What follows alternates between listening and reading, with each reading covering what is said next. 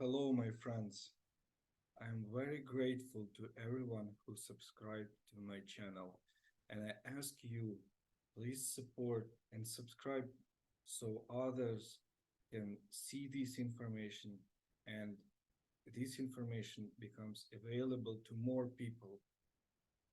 Also, I'm grateful to all countries and citizens who support Ukraine in these black times. God bless you and your countries. Now let's move ahead. So probably you have mentioned that prices increased dramatically in 2022 and keep rising in 2023. It is clear that the war has impacted and will continue doing that in 2023. Some people can say, what is the relationship between chicken meat price in Sydney and the war in Ukraine? So I can tell you, the problem is that we have a kind of common market for everything. So, for example, if China wants to buy 10 million eggs per month from Ukraine and cannot do it now like they did it regularly before, they will try to buy these eggs in Australia. So those farmers who normally sold chicken meat will consider to have a long-term contract, new contract with China, and not sell the meat in a local Australian market in a couple of months.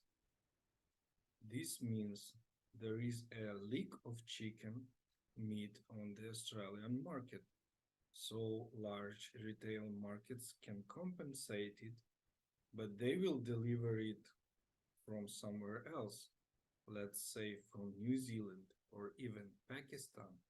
So it means the price will include logistic expenses and it will become higher compared to the local chicken meat that was accessible cheap just yesterday.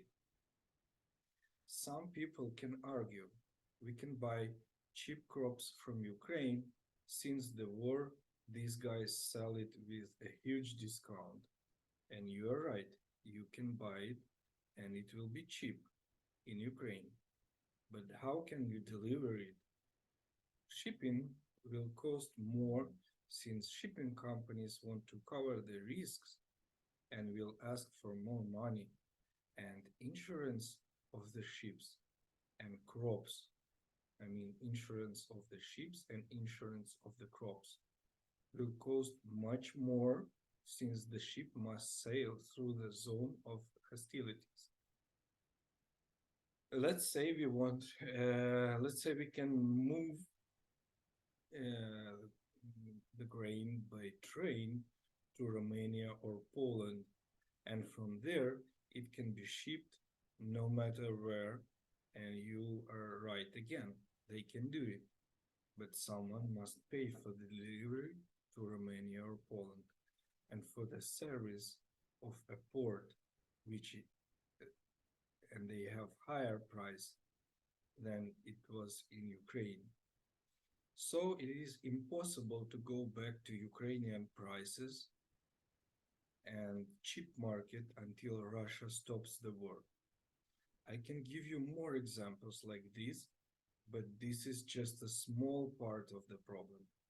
The bigger problem is that all the democratic countries' governments understand that hey, they have to provide modernization of their armies.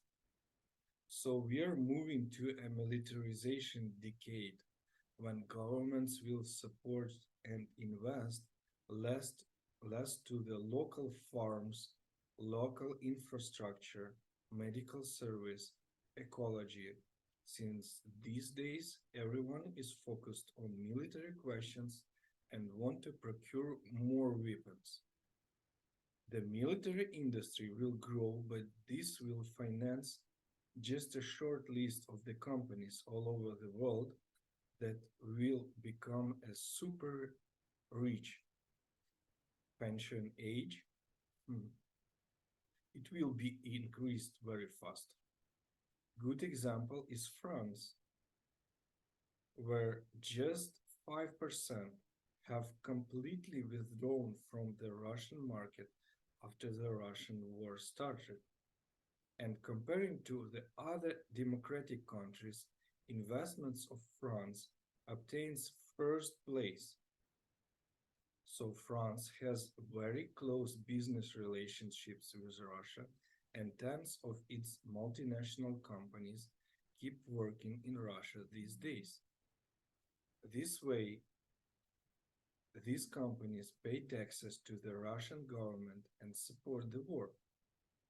These are worldwide known companies, and I want to name them. This is just a short list of the companies that pay taxes in Russia now.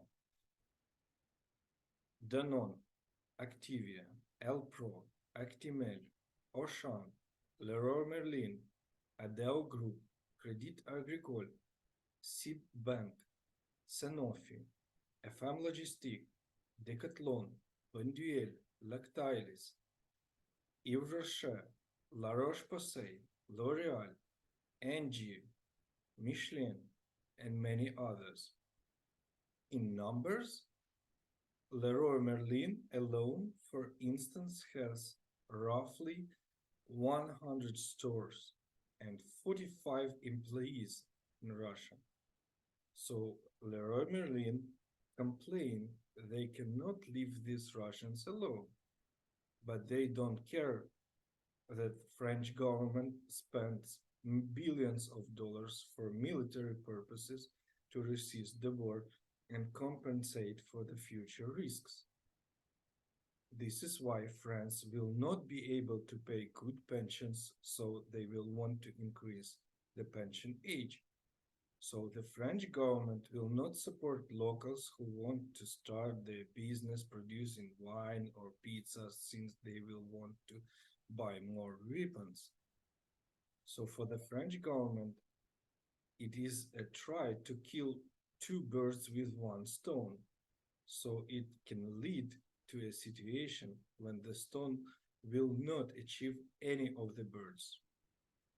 My suggestion how to solve the issue is to kill Putin and to stop the war. But because France cannot do it, the only one way is to help for the others who trying to do it, motivate them. I mean, the French government should ask all their businesses to stop the activity in Russia immediately and credit them to open new businesses elsewhere. South America, China, Africa, Australia, United States, Canada. Otherwise, the rich will become the richest and the poor will become the poorest. Another example, British company MyKinds Corporation sold microelectronic components to Russia.